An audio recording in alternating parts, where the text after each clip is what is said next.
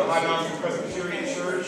I am Pastor Lou Kilgore, and on behalf of the session, which is the church council that organizes this congregation, we are thrilled to have you here, really, and thrilled to be here tonight in partnership with the YMCA, which is part of our endeavor together. We are both upstairs and downstairs in this building, and I would like to introduce to you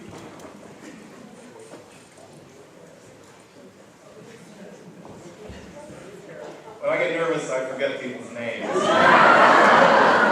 Kathy and I work together every day, all day long.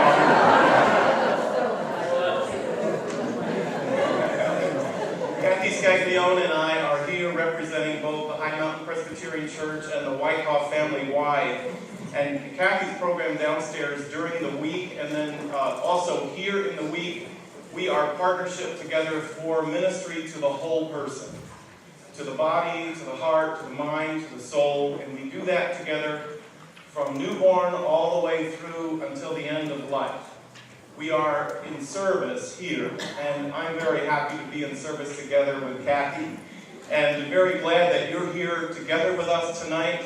I do want to say to you, this is an evening of the arts. We are thrilled to have Val Mueller here as our soloist tonight, and also David. We're thrilled to have you here as well, and I also want you to be aware that the arts extend not just to this room tonight, but also to the halls of the gallery. As you leave and as you're here for the reception following, we hope you'll take some time to enjoy the work of Marcia Reith, who is our watercolorist and is on display in the gallery for this month. We are a community that celebrates the arts. We believe that God has blessed us together and given us the chance to bless each other in that. So, without any further delay, I am happy to introduce to you tonight our featured soloist, Val Mueller.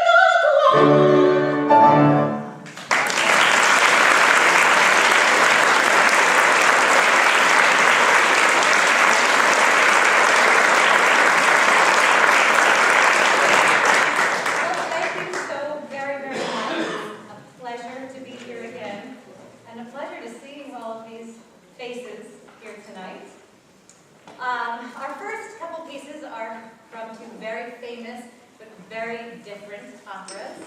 Very famous, yet very different characters. The first was from Carmen. It's a very popular aria. I'm sure you've all heard it before. Our second character is from The Marriage of Figaro by Mozart.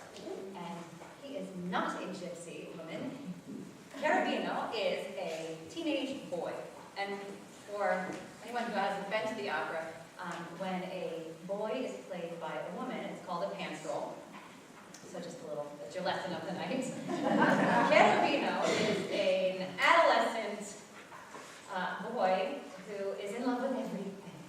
And everything makes his heart flutter, and he doesn't know what's going on because everything makes him think of love, and he sees a woman and he gets blushed, and he's just so excited, and he doesn't know what's going on, as opposed to Carmen, who, I can take it. So this is Non so più from the Nozze di Figaro. Non so più cosa faccio, ogni fuoco la sopra mi piaccio, ogni donna cangiare di colore, ogni donna mi fa palpitare, ogni donna mi fa palpitare, ogni donna mi fa palpitare. Sono ai morti d'amore di detto, mi si torna mi fa tremare, e amore.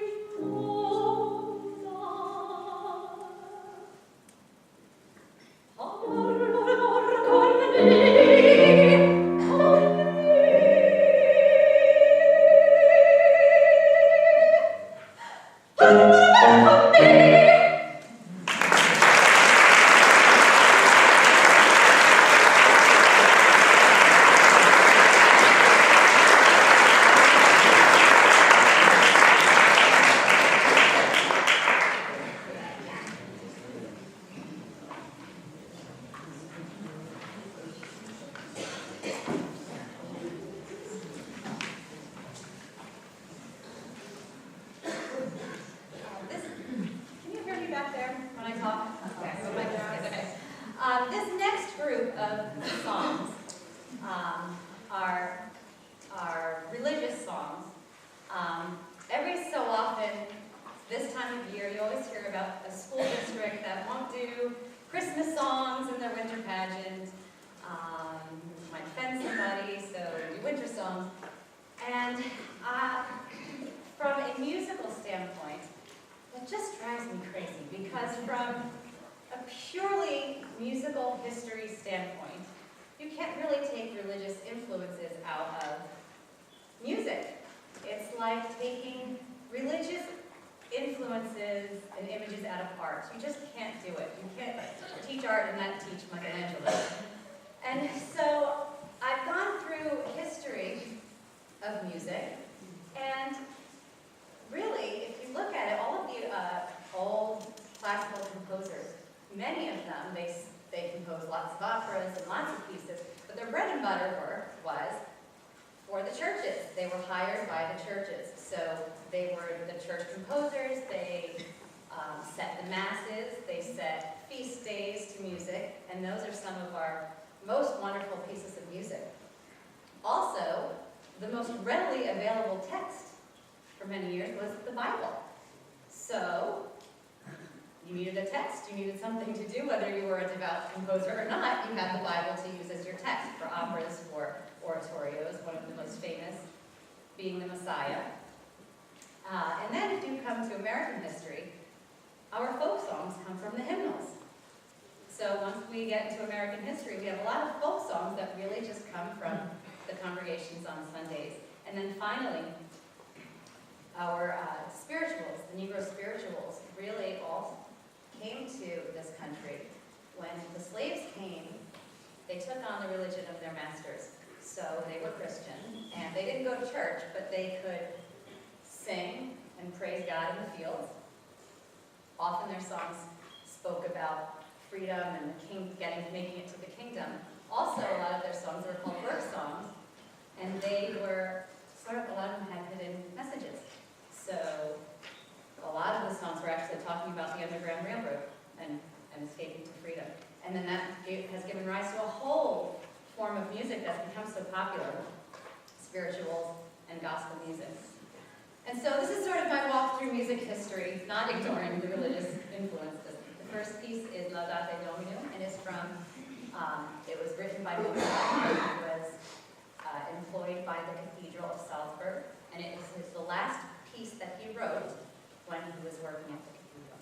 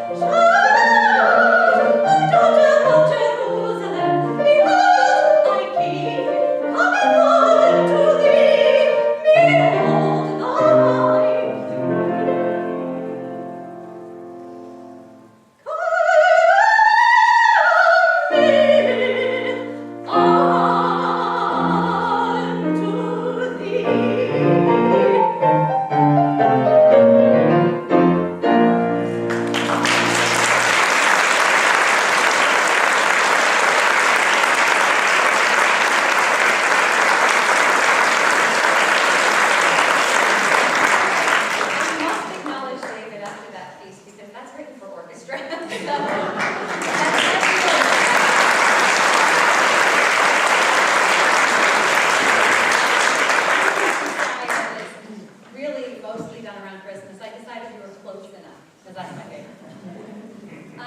This next piece, this little light is mine. You've heard it in many, many forms.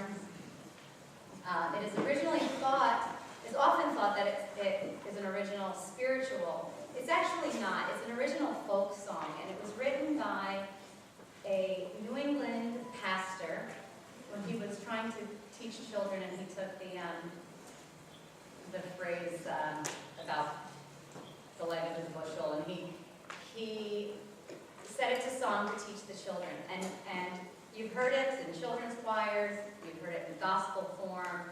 I mean, I have it from the Veggie Tales to Bruce Springsteen. So I've heard it in all different forms, and this is actually the one that I like the best.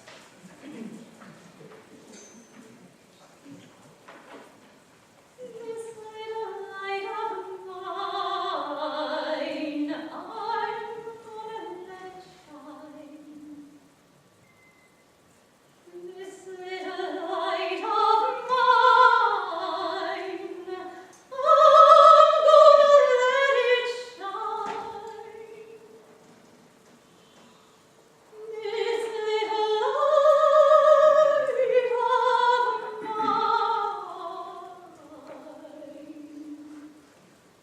I'm gonna let it shine. Let it shine, let it shine, let it shine. All through the night, I'm gonna let it shine. All through the night,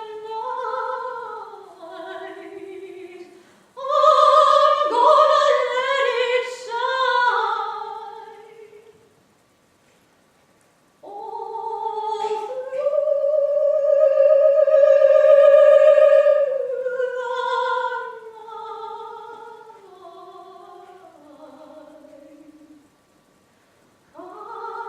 gonna let it shine.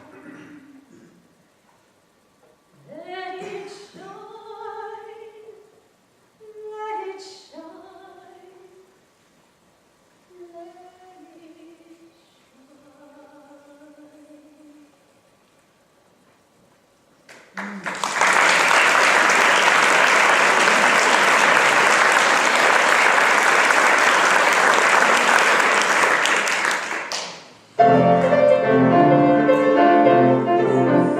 I got a proud to be for that kingdom, and that's good news. I got a proud to be for that kingdom, and that's good news. I'm gonna lay down this world, gonna shoulder up my cross, gonna take it home to my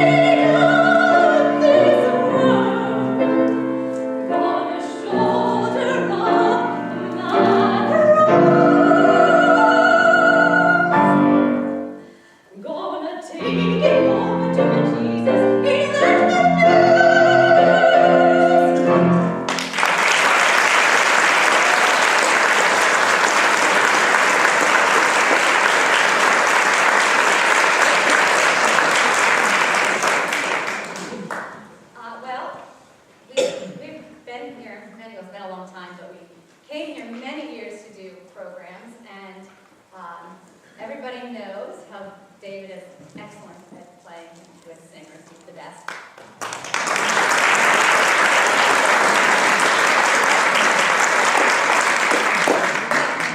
He's actually quite an accomplished soloist in his own right. So it is with great pleasure that I turn the floor over to David Murray.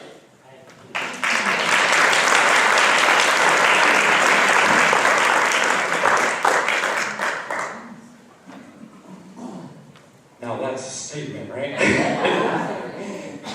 Thank you for having us here. We are thrilled to be a part of your evening.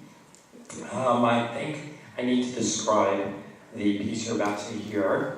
It is not one of the more well-known pieces by Chopin, but it's a piece I always wish to play.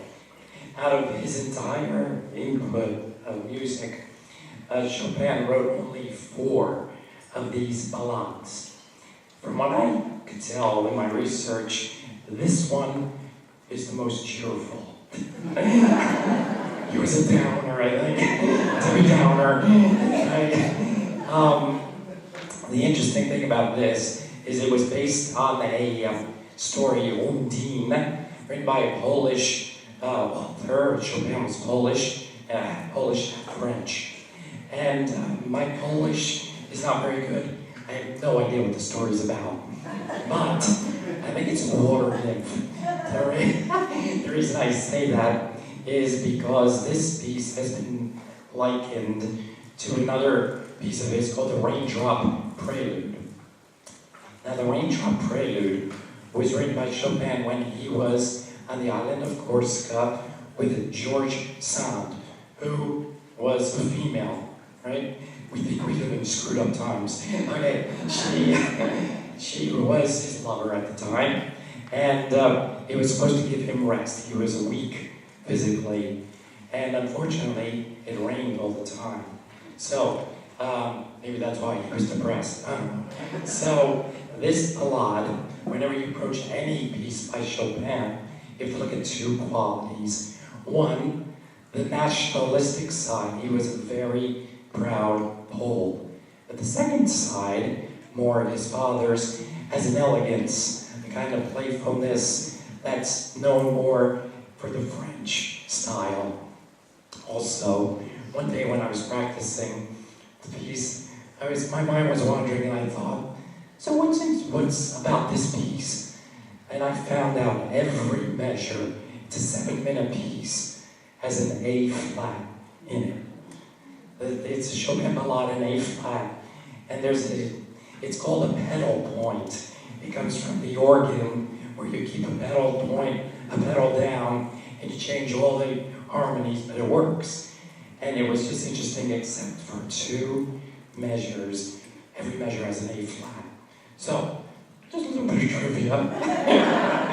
Anyway, I hope you enjoy it. It's quite a beautiful piece, and it's basically a theme with variations.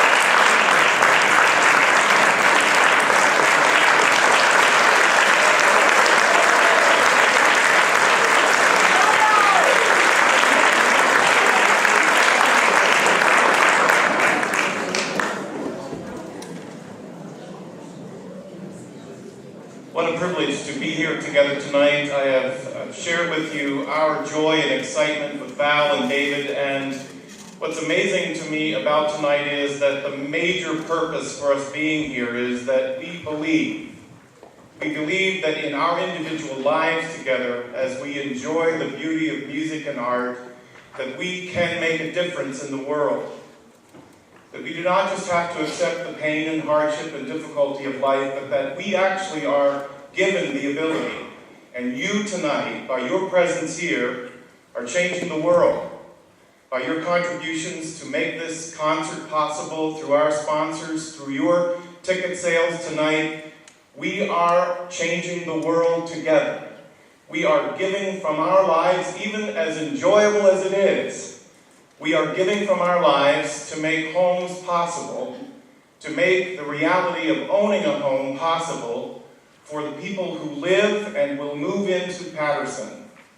We are proud to be partners tonight, partners not just with Habitat for Humanity, but I'm going to ask Joy Latero if she will come and talk to you, be by my side for 1 minute, Joy, as we talk a little bit about the partnership that is the High Mountain Presbyterian Church and the Wyckoff family Y, and our lives being joined together, and conversations and sharing together have led to us getting to know each other, to committing a growing ministry through this building to not only the work of the Y in Wyckoff, but the work of the Y here in Franklin Lakes and in this area, and also our partnership together in raising communities and building lives together. Joy, it's a pleasure to have you here tonight, and I'm going to give this to you now. Okay. Thank you. One of the happiest days of my recent life has been meeting your pastor, Lou Kilgore. So I'd like to say to all of you what a thrill it's been and a pleasure for Joyce Kwiatkowski and I, the Associate Director, to get to know Lou and work with Lou. He is just a treasure, so I would just like to say, Lou Kilgore.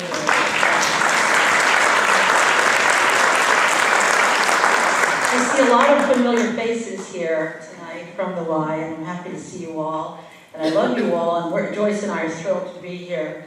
And it's an honor to be part of the program. Lou told us about the acoustics in your sanctuary, and he couldn't say enough about it. What spectacular music. It was just absolutely brilliant, and it's just the most beautiful place. The Y has had a long relationship with the High Mountain Presbyterian Church, a relationship that has been both long and, I might add, strong. We've been guests in your home for over 25 years, and remarkably, we still have the same shared vision. Our role in the community, among which is celebrating the arts, is strong with both of us. Building community is what we're about. We both work tirelessly to help make our communities the very best they can be, the most caring, compassionate, and proactive in helping others. So tonight, as we focus on our care and concern for our neighbors in Patterson, please also join me in the celebration of our partnership and friendship as we look to the future. I hope that this concert marks the first of many that we can share our talents and come together through music. Thank you very much. It's just a pleasure to be here tonight with all of you.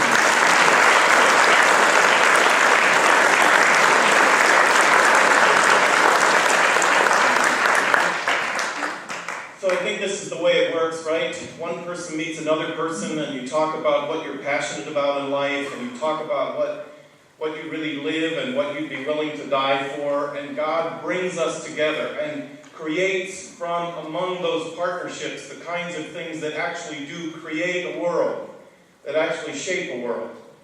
And a few months ago, I had the privilege of meeting Barbara Dunn from Habitat for Humanity, and I walked with her through the project of claiming one neighborhood after another in Patterson If you have not been there to see the miracle that is unfolding, you should go and witness it for yourself.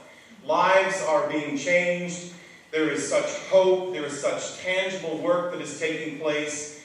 And you and I are a part of that tonight. And for me, that just extends my vision. It helps me to know that literally in our hands is the possibility of making the world a better place. And I would like to invite you to give a warm welcome tonight as we invite Barbara Dunn from the Patterson Habitat for Humanity to come and just say a few words in greeting to you as well.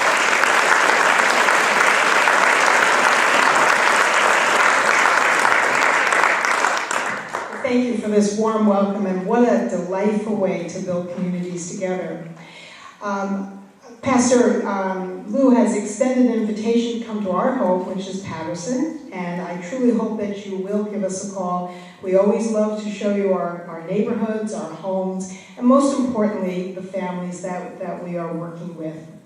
Patterson Habitat's been around for 30 years, and we have some of the folks that have been there almost from day one, and I'd like the Leonards and some of my other board members, Mike Groles, just stand up if you are a board member or a staff. We have some of our staff here. And during the reception at the end, I hope that you'll seek out some of these and ask your questions.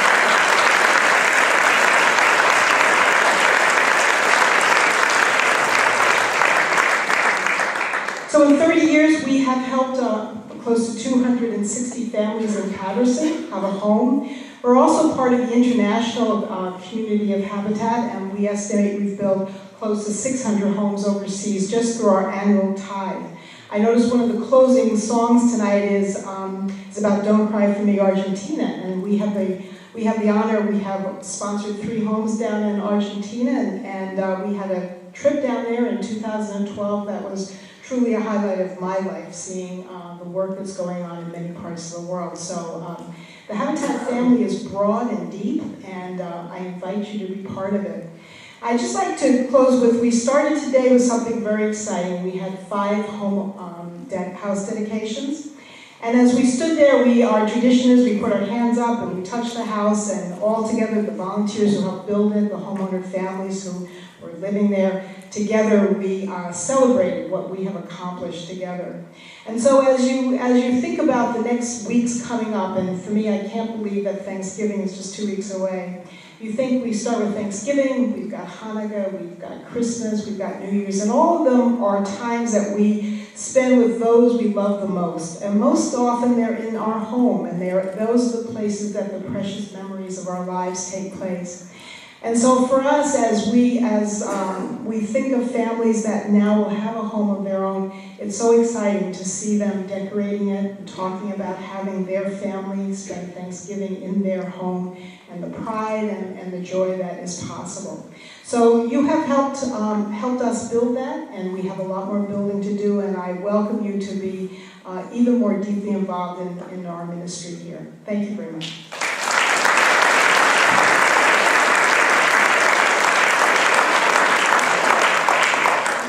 So now we'd like to invite you to stretch your legs for a moment and take a real intermission. There are extra bathrooms down the stairs through the coat room if you need them. We encourage you to go, move, stretch your legs, and enjoy, and then we'll be back together here in about 6 or 7 minutes.